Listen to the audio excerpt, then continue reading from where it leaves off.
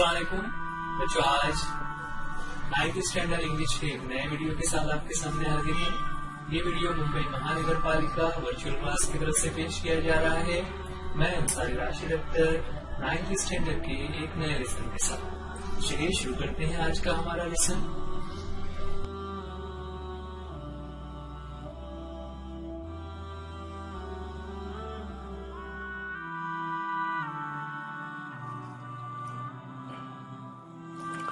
बच्चों, आज हम 9th स्टैंडर्ड इंग्लिश का नया लेसन शुरू करने जा रहे हैं। 9th स्टैंडर्ड में जो हमारा फर्स्ट टॉपिक है वो एक पोएम है। ये वीडियो उर्दू मीडियम स्टूडेंट्स के लिए। आज की हमारी नज्म का topic walk a little slower. Walk a little slower, इसका मीनिंग क्या होता है और इस नज्म का टाइटल ऐसा क्यों रखा हुआ है, वो हम नज्म में आगे देखेंगे। नज्म की शुरुआत से पहले वार्मिंग अप एक्टिविटीज। बच्चों, आपको ध्यान रखना है, ये जो वार्मिंग अप एक्टिविटीज होती हैं इसके आंसर आपको राइटिंग में प्रैक्टिस करने होते हैं। उसकी वजह क्या है, तो आप हमेशा ध्यान रखें कि जब आप राइटिंग में इस तरह के आंसर लिखते हैं तो जो हमारे राइटिंग स्किल के क्वेश्चंस होते हैं या फिर पैसेजेस में जो पर्सनल रिस्पांस क्वेश्चन होते हैं वहां पर हम आसानी से इस तरह के टॉपिक्स पर अपनी बात रख सकते हैं, अपने जवाबात लिख सकते हैं। वार्मिंग अप एक्टिविटीज में पहला टॉपिक चिट चैट के लिए क्वेश्चन दिया हुआ है। फॉर्म्स अ पेयर और group of 4। Use these questions to start a conversation with your friends। ना यहाँ पर नीचे कुछ क्वेश्चंस आने वाले हैं। क्लासरूम एक्टिविटी के तौर पर हमें ये दिया हुआ था कि हमें 4 बच्चों का ग्रुप बना लेना है और उसमें ये क्वेश्चंस करते हुए कन्वर्सेशन की शुरुआत करनी है। क्वेश्चंस हम लेते हैं। सबसे पहला है कि are you a talkative person. ना, are you a talkative person. Talkative person, talkative का मतलब क्या होता है? Talkative means the person who talks much more than others, यानी बातूनी। तो आपसे सवाल किया हुआ है कि क्या आप टॉकेटिव पर्सन हैं, यानी आप ज्यादा बातें करते हैं। अब यहाँ पर इसका आंसर अलग अलग हो सकता है ना। जो बच्चे ज्यादा बात कर रहे हैं वो कहेंगे yes I am a talkative. कुछ बच्चे कहेंगे नहीं, हम टॉकेटिव नहीं है, we are not as much talkative. हम ज्यादा बात नहीं करते, हम जितना जरूरत होता है उतना ही कहते हैं। Do you like to share your thoughts? Next question is again a very important question.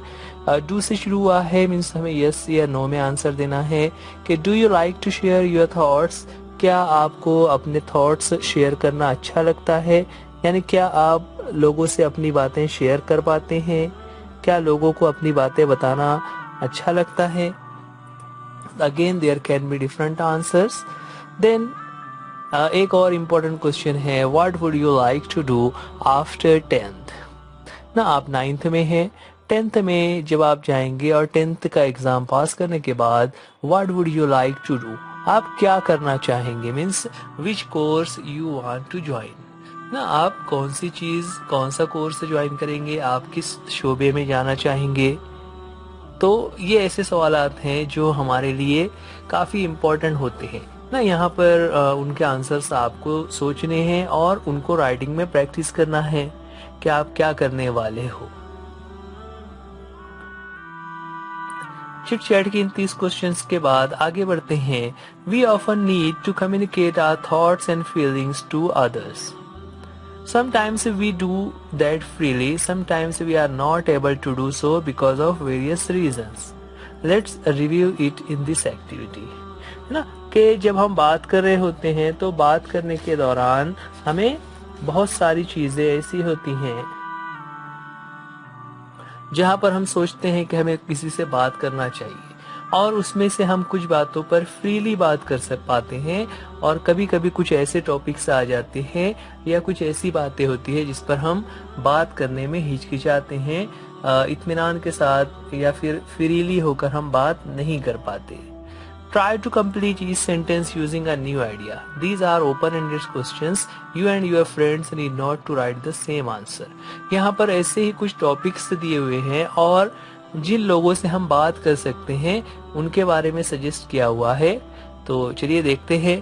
पहला है I would like to talk to ना, यहाँ पर एक सेंटेंस बन रहा है कि मैं I would like to talk to, मैं बात करना चाहूंगा। ये जो लास्ट में टू लगा हुआ है मतलब तो वो किस पर्सन से हम बात करेंगे वो यहाँ पर हमारे सामने आने वाला है। तो हम किन किन लोगों से बात कर सकते हैं? तो सबसे पहले दिया हुआ है my mother about. I would like to talk to my mother about, मैं अपनी मदर से बात करना चाहूंगा। किस चीज के बारे में बात करना चाहूंगा ये हमें बताना है। क्या हमें अगर मदर से बात करनी हो तो हम किस टॉपिक पर बात कर सकते हैं? तो we can talk about our needs, we can talk about our likes dislikes etcetera, है ना। मदर से हम क्या बातें करेंगे। इसी तरह और भी पर्सन्स के नाम दिए हुए हैं। सेकंड है माय फादर, है ना। I would like to talk to my father about, कि मैं अपने फादर से किस टॉपिक पर बात करूंगा। और देन माय टीचर, टीचर से हम किस टॉपिक पर बात कर सकते हैं। Then similarly my best friend and the last one my grandparents about. तो ये 5 लोगों के नाम बताए गए हैं, है ना। आगे और आ रहा है माय नेबर्स अबाउट। ये 6 लोगों के नाम हैं जिसमें हम अलग अलग लोगों से किस टॉपिक पर बात करेंगे ये हमें सोचना है। तो सोचिए, जरा गौर कीजिए कि आप अपने मदर से, अपने फादर से, अपने टीचर से, बेस्ट फ्रेंड से या ग्रैंड पेरेंट्स और या फिर नेबर से आप किन टॉपिक्स पर बात करेंगे। वो टॉपिक्स हम यहाँ पर लिख सकते हैं। तो देखिए, अब यहाँ पर हम हर तरह की बात हर एक से नहीं कर सकते। जैसे हम अपने स्टडीज के बारे में हम ग्रैंड पेरेंट्स को नहीं बता सकते, है ना। या फिर हम अपने घर में कोई फेस्टिवल सेलिब्रेट करने जा रहे हैं तो हम टीचर से उसके बारे में बात नहीं करेंगे। तो हर एक से हम अलग अलग टॉपिक पर बात करते हैं। तो कौन सी बातें हो सकती हैं ये आपको सोचना रहेगा और उसे राइटिंग में आपको लिखना रहेगा। इस तरह से आपके 6 सेंटेंसेस बन जाएंगे। I would like to. Next point दिया हुआ है I would like to learn to. अब यहाँ पर टॉक की जगह पर हो गया है लर्न। लर्न यानी सीखना, कोई चीज, नई चीज सीखना, कि मैं कुछ सीखना चाहता हूँ।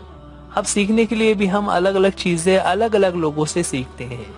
तो यहाँ पर पहला है कि I would like to learn to from my best friend, है ना। हम अपने बेस्ट फ्रेंड से कौन सी चीज सीखेंगे वो नाम लिखना है। For example you can say I would like to learn to play cricket from my best friend.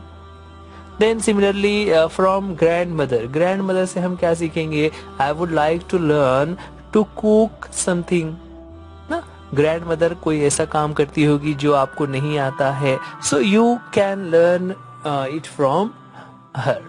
Similarly you can learn from my teacher, है ना। आप अपने टीचर से क्या सीख सकते हो? So I would like to learn to improve handwriting from my teacher. I would like to learn to speak English from my teacher. इस तरह से अलग अलग स्किल्स जो है वो हम यहाँ पर लिख सकते हैं कि हम ये चीजें किससे सीखेंगे। Then similarly from my neighbor, neighbour से हम क्या चीज सीख सकते हैं? क्या how to behave friendly manner, how to be a good neighbour. इस तरह की चीजें हम अपने नेबर से सीख सकते हैं। Then last one is from my cousin. अब आपके अपने अपने कजिन्स के बारे में सोचिए कि आप अपने कजिन से क्या सीखना चाहेंगे। तो हम कह सकते हैं for example I would like to learn to drive a car from my cousin. I would like to learn to operate the computer from my cousin. इस तरह के चीजें हम अपने कजिन से सीख सकते हैं जो हमारे कजिन की स्किल्स हैं उसके मुताबिक। आगे बढ़ते हैं। आई हेजिटेट टू टॉक, मैं बात करने में हेजिटेट होता हूँ, हिचकिचाता हूँ, है ना। जैसा हमने पहला टॉपिक देखा था कि I hesitate to talk to my, my के आगे हमें रिलेटिव्स के नाम लिखने हैं या फिर हमें ये बताना है कि हम किससे हेजिटेट होते हैं, किससे हिचकिचाते हैं। For example I hesitate to talk to my father about my studies. I hesitate, second है I hesitate to talk to my friend about the way he और she talks to my friend, या फिर my brother sister, इस तरह के relatives के नाम हम वहाँ पर लिख सकते हैं जो पर्सन्स हमारे करीब में होते हैं, है ना। ये आंसर हमने यहाँ पर खाली छोड़ा हुआ है क्योंकि आप अपने तरफ से उनका आंसर बनाकर खुद से लिख सकते हैं कि कौन सा आंसर आएगा। आप किस चीज़ में आप किससे जो है तो बातें शेयर करने में हिचकिचाते हैं, that can be different for all of you. तो ये पॉइंट्स हैं जिसके बारे में आपको लिखना था। ये था वार्मिंग अप एक्टिविटीज। ठीक है, चलिए अब आगे बढ़ते हैं वार्मिंग अप एक्टिविटीज के बाद एक्चुअल पोएम की तरफ। पोएम में हमारी पोएम में 4-4 लाइन के स्टांजाज हैं। पहले हम पोएम को पढ़ते हैं, पोएम को पढ़ने के बाद हम उसके मीनिंग को समझेंगे। चलिए शुरू करते हैं। हमारी पोएम का title walk a little slower. पहली लाइन वहीं से शुरू होती है जिसमें टाइटल का ही जो लाइन है वो रिपीट किया हुआ है। Walk a little slower daddy, said a little child so small. I am को शॉर्ट में लिखा हुआ है I am following in your footsteps and I don't want to fall. Walk a little slower, Daddy, said a little child so small. I am following in your footsteps and I don't want to fall. पहले हम पूरी poem को reading करते हैं, उसके बाद हम meaning को समझेंगे। Sometimes your steps are very fast, sometimes they are hard to see. Sometimes your steps are very fast, sometimes they are hard to see. So walk a little slower, Daddy, for you are leading me. So walk a little slower, Daddy, for you are leading me. Third stanza. Someday when I am all grown up, you are what I want to be. Someday when I am all grown up, you are what I want to be. Then I will have a little child who will want to follow me. Then I will have a little child who will want to follow me. And I would want to lead just right and know that I was true. And I would want to lead just right and know that I was true. So walk a little slower, Daddy, for I must follow you. So walk a little slower, Daddy, for I must follow you. Author unknown, यानी इस poem के poet का नाम नहीं मालूम है। तो ये थी हमारी पोएम जिसे हमने अभी रीड किया। रीडिंग के बाद हम उसका एक्सप्लेनेशन देखते हैं। तो चलिए हम पोएम को फिर से लेते हैं और एक एक लाइन के मीनिंग को हम समझते चलेंगे। वापस से आते हैं हम फर्स्ट स्टांजा पर।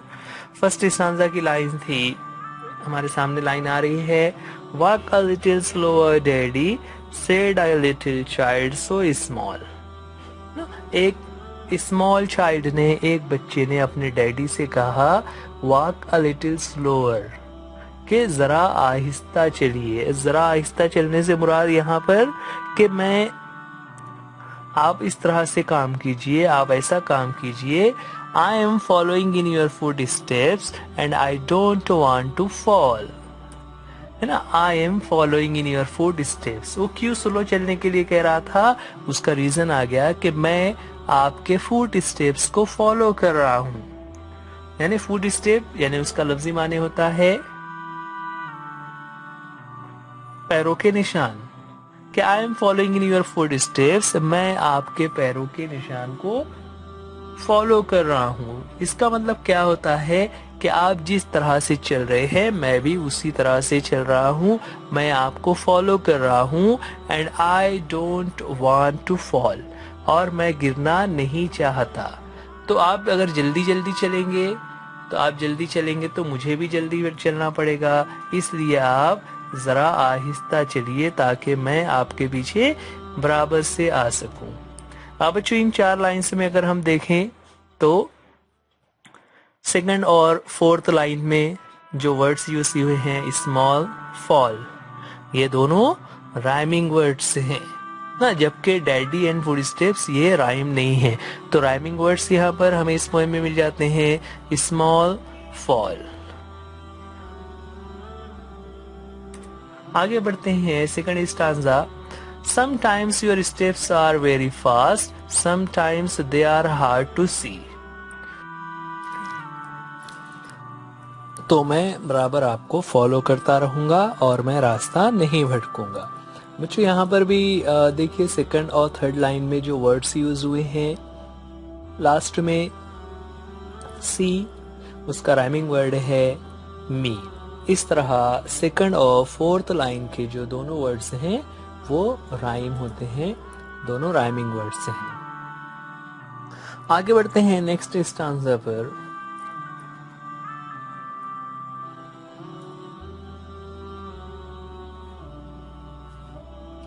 Someday when I'm all grown up, you are what I want to be.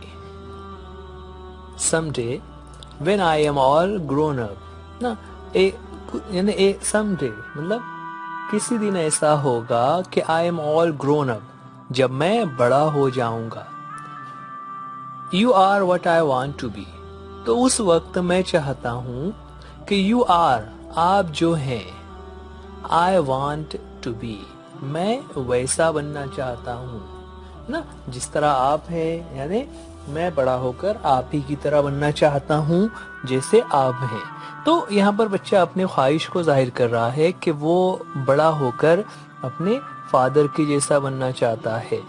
Then I will have a little child who will want to follow me.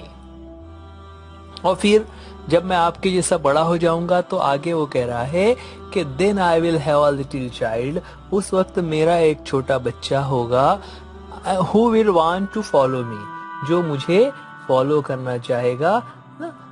यहाँ पर वो फ्यूचर के हिसाब से बात कर रहा है ना। Here again the rhyme scheme is used where second and fourth line are in rhyme scheme. So rhyme scheme here is A, B, C, B. B जो सेकंड और फोर्थ लाइन की जो वर्ड्स हैं लास्ट में, B and me, वो दोनों rhyming words हैं। इस तरह यहाँ पर राइमिंग वर्ड्स का यूज किया हुआ है।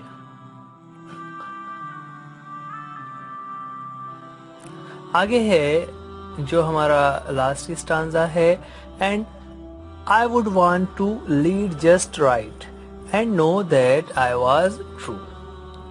And I want to lead just right, कि मैं लीड करना चाहता हूं सही रास्ते पर, and know that I was true, और मैं चाहता हूं कि मैं सच की तरफ रहूं, यानी मैं हमेशा सही रहूं, मैं हमेशा हक बात पर रहूं, मैं सच पर कायम रहूं, मैं इस तरह उसे लीड करना चाहता हूं ना। तो देखिए यहाँ पर किस तरह से बात शुरू हुई कि जब मैं बड़ा हो जाऊंगा और मेरा एक बच्चा होगा, जो पिछले स्टांजा में हम देख रहे थे, तो उसके बारे में यहाँ पर ये पोएट कह रहे थे कि I would want to lead just right, कि मैं उसे सही रास्ते पे लीड करूंगा, and know that I was true, और मैं ये बात इसलिए कह रहा हूं कि मुझे मालूम है कि सच क्या था। So walk a little slower daddy, और फिर से वो रिक्वेस्ट कर रहा है कि आप थोड़ा सा आहिस्ता चलिए, for I must follow you, ताकि मैं आपको फॉलो कर सकूं ना। क्यों फॉलो करना है? ताकि जब वो बड़ा हो जाए तो वो भी अपने बच्चों को इसी तरह से लीड कर सके जिस तरह आज उसके फादर उसे लीड कर रहे हैं। हियर अगेन इनसे आगे बढ़ते हैं। अगला सवाल है हमारा appreciation of poem. Appreciation of poem ये एक इम्पोर्टेंट क्वेश्चन है बच्चों। आपको ध्यान रखना है कि एग्जाम में हमें पोएम पर 2 क्वेश्चंस होते हैं। एक क्वेश्चन वो होता है जहां पर अंडरस्टैंडिंग कॉम्प्रहेंशन से रिलेटेड क्वेश्चंस होते हैं, और दूसरा क्वेश्चन होता है एप्रिसिएशन। एप्रिसिएशन में आसानी के लिए हमें 5 पॉइंट्स से दिए हुए होते हैं और उन 5 पॉइंट्स को हमें कंप्लीट करना होता है। यहाँ पर जो हमारी फर्स्ट पोएम है वॉक अ लिटिल स्लोअर, इसका हम एप्रिसिएशन देखने जा रहे हैं। तो चलिए शुरू करते हैं एप्रिसिएशन ऑफ द पोएम। उसमें पहला जो पॉइंट होता है वो जनरली होता है टाइटल। यहाँ पर अभी हम पोएम पढ़ रहे थे, हमने देखा उसका टाइटल जिस तरह से है हमें वो टाइटल उसी तरह से लिखना होगा। इस पोएम का टाइटल हो जाता है वॉक अ लिटिल स्लोअर। यहाँ पर जितने भी पोएम्स हैं उनके टाइटल्स आपको सही से याद रखने होंगे। वैसे हमारा जो क्वेश्चन पेपर है उसमें दिया हुआ रहेगा और टाइटल के साथ वो पोएम लिखी हुई रहेगी, लेकिन अगर हमें याद रहे तो हम आसानी से सॉल्व कर सकते हैं। सेकंड उसका पॉइंट होता है ऑथर और द पोएट। यहाँ पर इस नज्म को भी हम पढ़ रहे थे, उसमें हमने देखा उसमें किस तरह से लास्ट में लिखा हुआ है ऑथर अननोन, है ना। तो अननोन ऑथर को एनोनिमस या फिर अननोन ऑथर ये लिखा जाता है, यानी इसका जो पोएट है, ये नज्म किसने लिखी है ये पता नहीं है, ये ऐसे ही सोशल मीडिया पर या इंटरनेट पर या मार्केट में या लोगों को याद हो गई है और इस तरह से ये पोएम अवेलेबल है। उसके शायर का, उसके पोएट का नाम लोगों को नहीं मालूम। थर्ड पॉइंट जो काफी इंपॉर्टेंट होता है वो होता है राइम स्कीम। राइम स्कीम ये क्या है तो बच्चों आपको ध्यान रखना है ना। उसके लिए हम पोएम का ये पेज देखते हैं जहां पर आपको राइम स्कीम समझ में आ जाएगा। ये रहा हमारा फर्स्ट स्टांजा। फर्स्ट स्टांजा में अगर हम गौर करें तो हमारे सामने यहाँ पर जो 4 लाइन्स हैं उन 4 लाइन्स में हम राइमिंग वर्ड्स देखते हैं।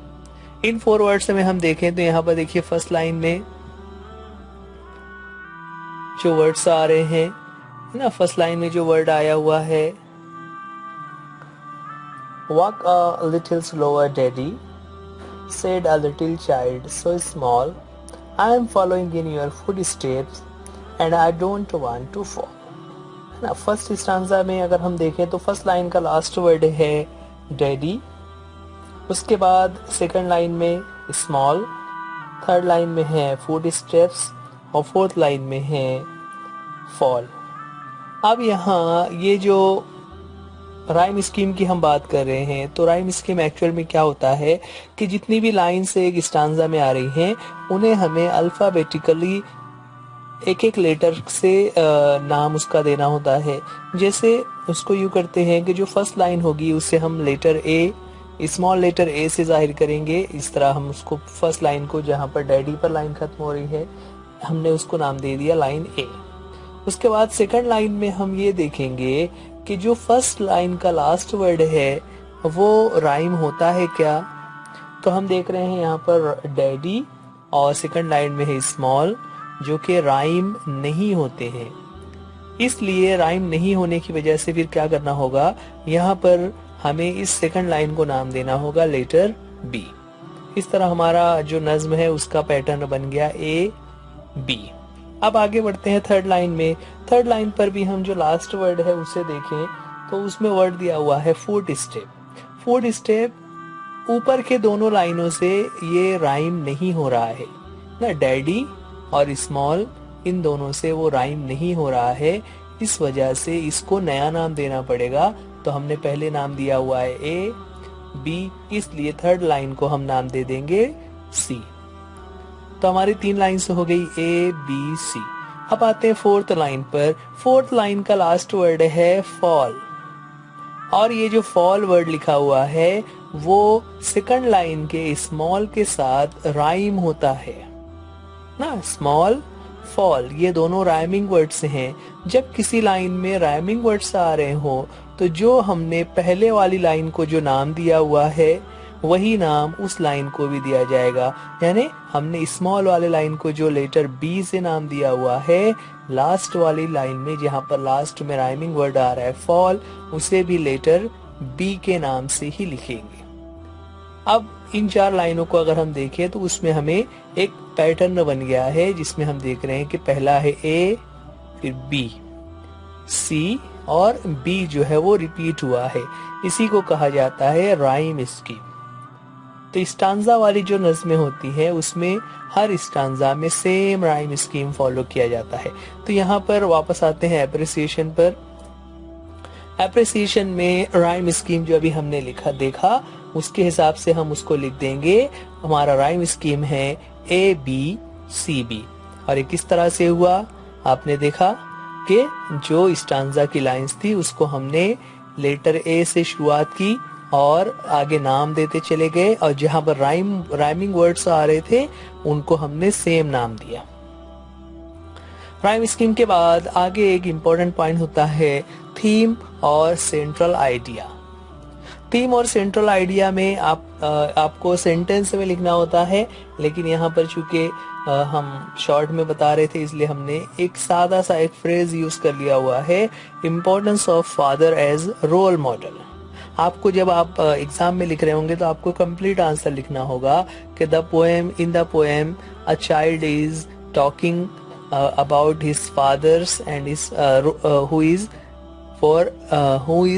a role model for a child, and child will follow his actions as the father do, the child will do the same, like that। इसके बाद एक और इम्पोर्टेंट क्वेश्चन होता है फिगर ऑफ स्पीच ना। हर नज्म में अलग अलग फिगर्स यूज हो रही होती हैं। यहाँ पर इस नज्म में अगर हम देखें तो जनरली पूरी पोएम ही जो है वो मेटाफर है ना। मेटाफर से मुराद जो जैसे यहाँ पर I am following your footsteps, तो फॉलोइंग फुट स्टेप्स का मतलब उसका लफ्जी माने नहीं होता है कि आपके पैरों के जहां जहां निशान बने हैं मैं उन निशानों को फॉलो कर रहा हूं, मैं भी वहीं पैर रख रहा हूं।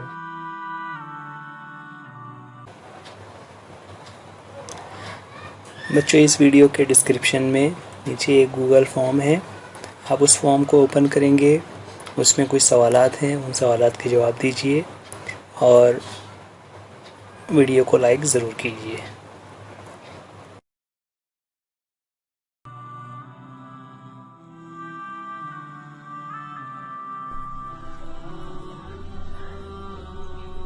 बच्चों, आज के लिए इस वीडियो में इतना ही। उम्मीद करते हैं ये लेसन आपको समझ आ गया होगा। वीडियो देखने के लिए थैंक यू। अल्लाह हाफिज, गुड बाय।